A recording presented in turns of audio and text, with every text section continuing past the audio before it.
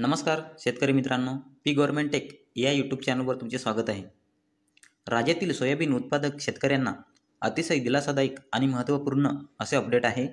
राज्यामध्ये सुरू असलेल्या सोयाबीन हमीभाव खरेदी 31 जानेवारी 2025 पर्यंत राबवली जाणार आहे आणि याचाच मुदतवाढ देण्याच्या संदर्भात एक महत्त्वाचं असं पत्र 13 जानेवारी 2025 रोजी केंद्र शासनाच्या माध्यमातून निर्गमित करण्यात आलं आहे.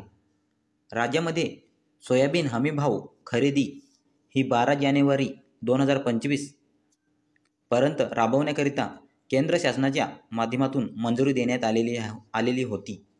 आता ही मुदत संपल्यामुळे राज्याचे मुख्यमंत्री देवेंद्र फडणवीस यांच्या माध्यमातून केंद्रीय कृषी मंत्री शिवराज सिंग चौहान यांच्याकडे सोयाबीन खरेदीला मुदत वाढवण्यासंदर्भात मागणी करण्यात आली होती आणि याच पार्श्वभूमीवर ही मुदतवाढ देण्यात आली आहे.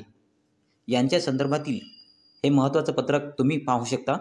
केंद्रीय कृषी मंत्रालयाच्या माध्यमातून करण्यात आलेले विनोद गिरी डिप्युटी कमिशनर यांच्याच माध्यमातून मॅनेजिंग डायरेक्टर नाफेड यांना उद्देशून हे पत्र देण्यात आलेले आहे, ज्याच्यामध्ये राज्यात सुरू झालेल्या सोयाबीन हमीभाव खरेदी ही आता 31 जानेवारी 2025 पर्यंत राबवण्यासाठी मंजुरी देण्यात आली आहे.